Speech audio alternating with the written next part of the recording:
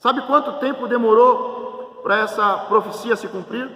336 anos demorou.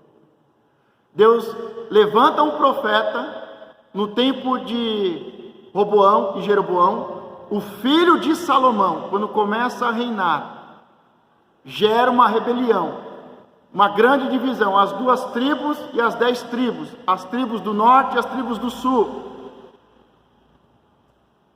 E Deus levanta um profeta e o envia à igreja, ao altar da rebelião, e ele libera uma palavra: esse altar vai rachar, as cinzas vão cair, e todos que adoram nesse altar serão mortos e serão queimados nesse altar. E ele diz: o filho de Davi, um nascido na casa de Davi, e ele diz: Josias vai fazer isso. Josias vai tirar toda a idolatria do meio do povo de Deus. Não foi o avô dele, não foi o pai dele, foi ele. Pelo contrário, o avô dele trouxe idolatria e feitiçaria. Se arrependeu e Deus perdoou, mas deixou as coisas do jeito que estavam. O pai dele viveu pela idolatria e feitiçaria e fez coisas ainda mais terríveis.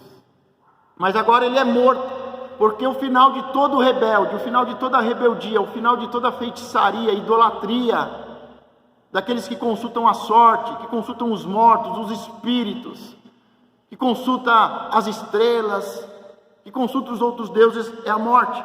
Ele morre e Josias assume o trono.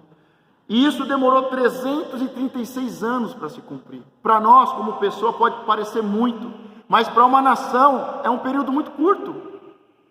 É um período muito curto. Para uma pessoa é muito tempo. Aquela geração não viu a profecia se cumprir, mas aquele povo viu a profecia se cumprir. As gerações seguintes viu a profecia se cumprir. José sonhou em entrar na terra prometida e não entrou, mas ele sonhou e deu ordem aos seus ossos, porque ele sabia que as próximas gerações entrariam na terra prometida. Demorou 400 anos, mas ele foi sepultado na terra prometida. Tem promessas que são pessoais e que são para essa geração, e tem promessas que são para as próximas gerações, mas o que Deus prometeu para nós, Ele vai cumprir. Pode ser que os nossos olhos não vejam e não entendam, mas vai se cumprir. Josias, como foi profetizado há 336 anos atrás, cumpre-se. Nasce um menino e o seu nome é Josias. E o terceiro ponto que eu gostaria de destacar é que ele começou a reinar. Em 2 Crônicas 34, 1 e 2 diz: tinha Josias 8 anos quando começou a reinar, e 31 anos reinou em Jerusalém, e fez o que era reto aos olhos do Senhor, andou nos caminhos de Davi, seu pai, sem se desviar deles, nem para a direita, nem para a esquerda. E começa dizendo que a profecia se cumpre. Nasce um menino, seu nome é Josias. Demorou 336 anos, a profecia se cumpre. Quando ele tem 8 anos de idade, o seu pai é morto, e ele assume o trono. Ele começa a reinar com 8 anos. Ainda é um menino, ainda há tutores cuidando dele, ainda há tutores aconselhando e governando o povo, mas a profecia começa a se cumprir.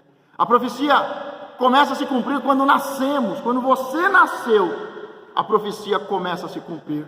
Deus diz ao profeta, diz a muitos profetas, em especial a Jeremias: ainda no ventre eu te formei, te ungi, te separei como profeta. A profecia se cumpre quando estamos nascendo, quando fomos gerados, quando estamos sendo formados, quando nascemos, ainda no ventre já somos separados e ungidos. Deus cumpre promessas. Aos 8 anos ele assume a liderança da nação, do povo de Deus. E o que me chama a atenção nessa parte é que dizia: ele seguiu o caminho certo, ele não se desviou nem para a direita e nem para a esquerda. O caminho do seu pai, Davi. Mas o seu pai não era Amon? O seu avô não era Manassés? Davi, entre aspas, não era o seu pai. Mas nós temos que entender que da mesma forma que a Bíblia diz que nós somos filhos de Abraão na fé, nós também temos um reino em Davi. Nós somos filhos de Abraão, nós fazemos parte do trono de Davi. E ele não se desviou nem para a direita nem para a esquerda.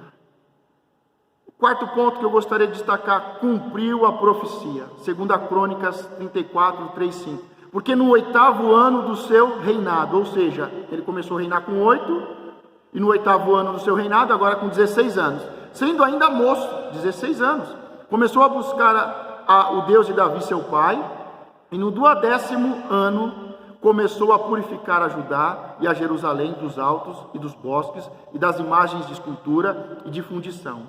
E derrubaram perante eles os altares de Balaíns, e despedaçou as imagens que estavam acima deles, e os bosques, e as imagens de escultura e de fundição, quebrou e reduziu a pó, e a aspergiu sobre as sepulturas dos que lhes tinham sacrificado, e os seus ossos, os ossos dos sacerdotes, queimou sobre os seus altares, e purificou a Judá e a Jerusalém.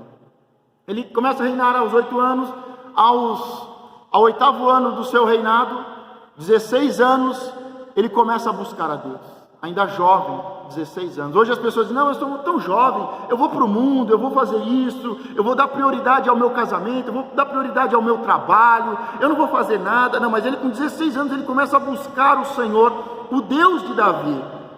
E com pouco mais de 20 anos, 21 anos,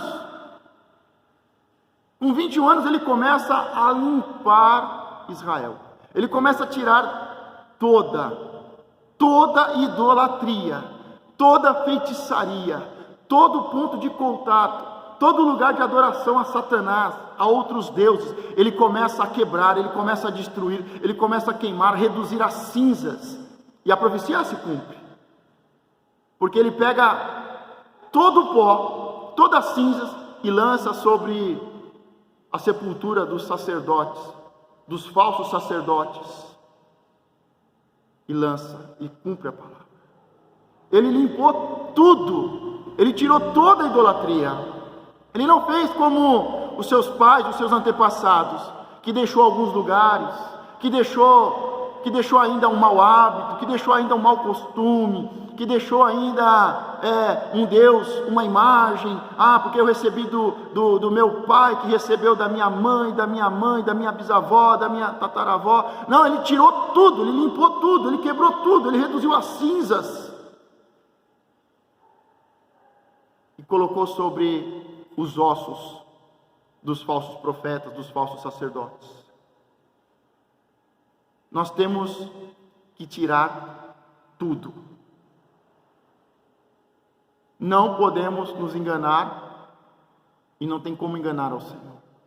Mas muitas vezes nos enganamos. Não, eu não sou idólatra. Não, eu não vivo em idolatria. Não, mas ainda há costumes, ainda há hábitos, ainda há festividades, ainda participamos de rituais, de cerimoniais, de festivais, de festas, que sabemos que são para demônios, que sabemos que são para homens. Estamos no mundo, Deus não vai nos tirar do mundo, mas Deus nos livra de tudo isso. Sabe, vira e mexe, aparece nas redes sociais alguém quebrando as imagens, todo mundo fica horrorizado. Esses dias atrás saiu o filme, a grande base do filme, eu não assisti, mas conheço um pouco a história, é porque um pastor chutou uma imagem, virou uma revolta, tudo na nação, tudo não sei o quê. Na verdade é que ninguém pode quebrar a imagem de ninguém, ninguém pode santificar ninguém. As pessoas dizem: pastor, você quebra essas imagens, tem um monte de imagem, eu não quebro nada, eu quebrei as minhas, o que era meu, e aonde eu reinava e governava. Eu não sou a cabeça na sua casa. Quem tem que fazer isso é você na sua casa, na sua vida, não sou eu. Agora, na minha vida, na minha casa e no lugar que eu governo, como ministro e sacerdote do Senhor, não vai ter essas coisas. E se tiver, e se o Senhor mostrar e revelar, eu arranco pela raiz, eu quebro, eu reduzo as cinzas e coloco no cemitério, porque é o resultado de tudo isso. Como eu não quero estar lá, eu levei todas essas coisas para lá. Quando eu voltei para o Senhor, eu limpei o meu quarto e tirei toda idolatria, toda questão voltada a outros deuses, a outras culturas, às outras filosofias, ao hinduísmo, ao budismo, a toda essa coisa do Oriente. Tirei tudo isso. Mas o mais difícil é tirar daqui de dentro. Daqui de dentro é um processo. Mas ele cumpre a profecia. Ele fez tudo e limpou tudo, não deixou vestígio nenhum, não deixou nada. E muitas vezes na nossa vida ainda há vestígios de sentimentos, de mágoas, de atitudes, de cartas, de muitas coisas do passado. Mas Ele está começando um novo tempo, não só na sua vida, mas aonde Ele está e aonde as suas mãos alcançam como governador, Ele está mudando. O nosso papel não é ser como o pai de Josias. Nós não somos a profecia, não há profecia sobre o pai e o avô de Josias, que temos que nos arrepender do nosso pecado. Não, nós temos que ser, nós somos a promessa, a profecia Josias, a geração Josias, que se arrepende dos seus pecados, que limpa a sua vida, a sua casa, que limpa os seus filhos e que todos que estão debaixo da sua autoridade. Quinto ponto, fez tudo o que tinha que ser feito. 2 Crônicas 34, 6 e 7. O mesmo fez nas cidades de Manassés, e de Efraim, e de Simeão, e ainda até Neftali, em seus lugares assolados ao redor, e tendo derrubado os altares e os bosques, e as imagens de escultura, até reduzi-los a pó, e tendo despedaçado todas as imagens do sol, em toda a terra de Israel, então voltou para Jerusalém. Ele começa a cumprir a profecia, porque nós temos que entender a profecia e a missão da profecia. A profecia diz que um menino nasceria e o seu nome seria Josias. Mas a promessa está não em ele nascer e em seu nome, mas em o que ele tinha que fazer. Tirar toda a idolatria. E aí, o versículo que nós lemos agora, ele começa a cumprir a profecia, e ele cumpre toda a profecia, em todos os territórios, em todas as áreas. Temos que cumprir a palavra de Deus e limpar a nossa vida em todas as áreas. Ele podia ter falado, não, eu só limpei aqui do palácio, eu só limpei do templo, eu só limpei aqui, na cidade principal, eu só limpei aqui, em Jerusalém. Não, ele limpou em todos os lugares, em todas as áreas, em todos os territórios. Muitas vezes estamos vivendo santidade só na nossa vida espiritual, ou só na nossa vida religiosa, só na igreja, ou só na nossa casa, mas não vivemos no trabalho, não vivemos no nosso dia a dia, não vivemos por onde vamos. Ele fez em todos os territórios, em todas as áreas. Quantas vezes estamos vivendo uma santidade só em uma área da nossa vida? Não estamos vivemos de aparência e não vivemos com o coração. Vivemos na casa do Pai, mas não vivemos na nossa casa. Vivemos na nossa casa, mas não vivemos no segundo lar, na escola, no trabalho, onde passamos o maior tempo e onde temos que realmente sermos luz e sal. Ele fez por completo. Ele fez por completo.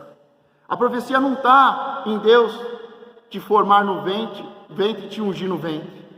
A profecia não se restringe simplesmente a você ser chamado, separado, ungido, a você viver a palavra de Deus dentro da igreja e na sua casa, escondido. A palavra tem que se cumprir, e a profecia é para uma vida plena em Deus, com santidade em todas as áreas, sendo luz e sendo sal em todos os lugares. Em todos os lugares. Eu posso estar na igreja, ninguém vai contar uma piada imoral para mim. Eu posso estar na rua, eu posso estar na praça, ninguém senta do meu lado e conta uma piada imoral, porque eu vou fazer cara feia, eu não vou dar risadinha, eu não vou rir, eu não vou me assentar com os tolos, com os que escarnecem. Esses dias ainda sentei na praça de Suzano, sentou um senhor de idade e falou assim, olha, do nada, ele falou assim, olha, eu sou católico, né? Aqui é a igreja, as pessoas falam que tal pastor é ladrão. Sério? Falam isso? Falam que pau. Eu fui lá, não é ladrão não. Pode falar que ele pede, mas falar que ele é ladrão não. Eu nem sou dessa igreja, mas eu já fui nessa igreja, já fui nessa, fui naquela. Eu sou católico, eu sou aqui, ó. Mas pastor não é ladrão, não. Pastor não é ladrão, não. Da mesma forma que ele sentou do meu lado e nem sabia quem eu era, para me honrar, e trazer uma palavra de honra. Tem pessoas que vêm e fazem deboche de mulheres, de pessoas de cor, pessoas gordas, de pessoas deficientes, mas eu não quero viver de forma nenhuma uma vida de santidade pela metade. Eu quero viver pelo exterior, pelo interior. A minha vida exterior tem que refletir santidade, a minha vida interior tem que refletir santidade. Eu na casa do Pai, na minha casa, em qualquer lugar, tem que refletir santidade. E é isso que ele faz, uma obra pela completa. Quantas pessoas recebem promessas e cumprem só uma parte do trabalho, param pela metade? Fez tudo que tinha que ser feito. Próximo ponto, reparou o templo.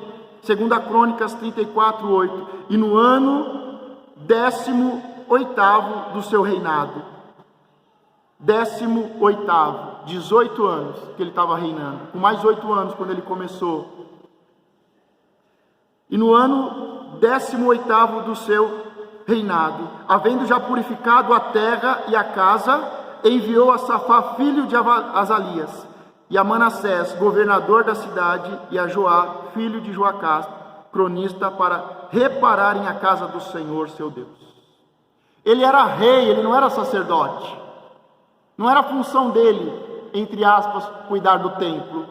Mas ele, como rei, que limpou a sua casa, que limpou o seu reino, que limpou todas as terras e propriedades,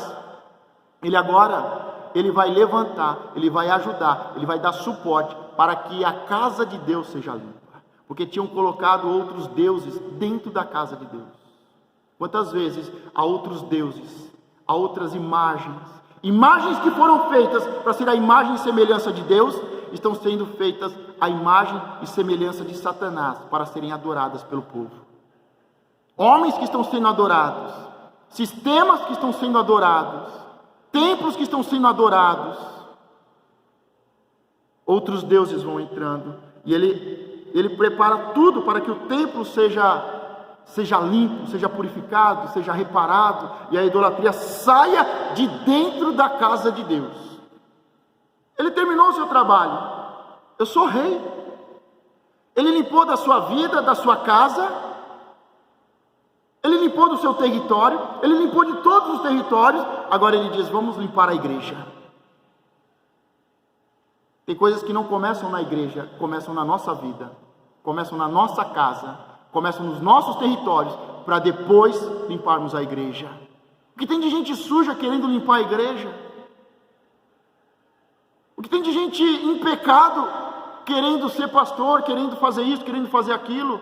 Não que não pecamos, não que não caímos, estamos sujeitos, mas pessoas que estão numa vida de abominação.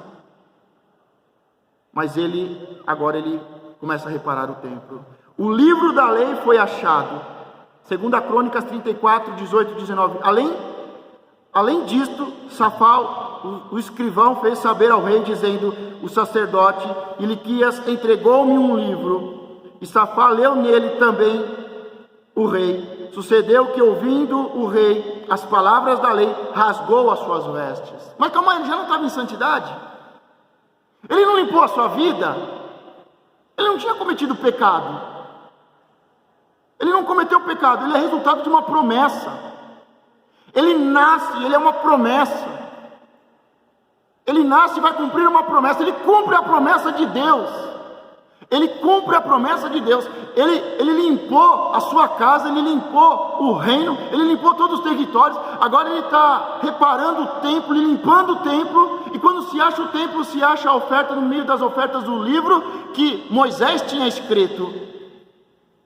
O original.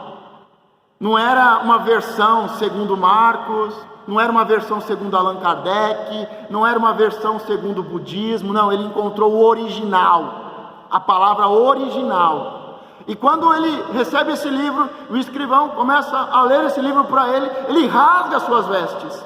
Mas que pecado ele cometeu? Pelo contrário, ele vem fazendo um excelente reino.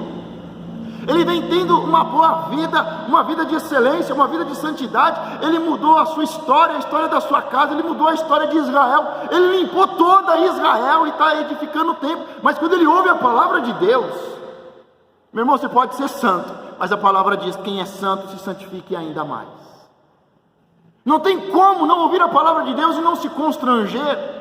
As pessoas querem ouvir a palavra de Deus e se inflarem, e dizerem o quanto eu sou bom, olha o quanto eu fiz. Não tem como, a palavra de Deus sempre gera um coração contrito, um quebrantamento, sempre gera uma mudança, um crescimento maior. E ele rasga as suas vestes, ele diz: os nossos pais pecaram.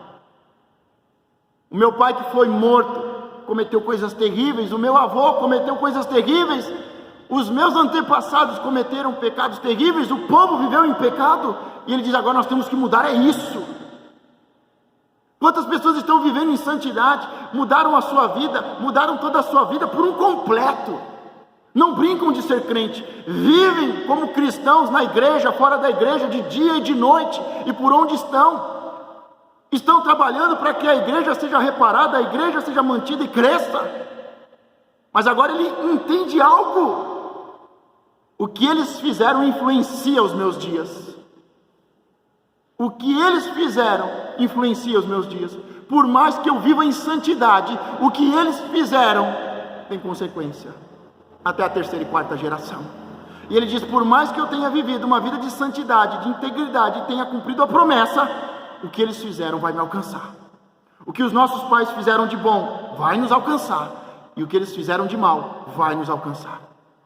Não precisa responder não, mas qual dentre nós que os nossos pais não procuraram outros deuses, que não fizeram algo que é abominável? E ele sabe que isso vai acontecer, ele entende. Enquanto ele viveu,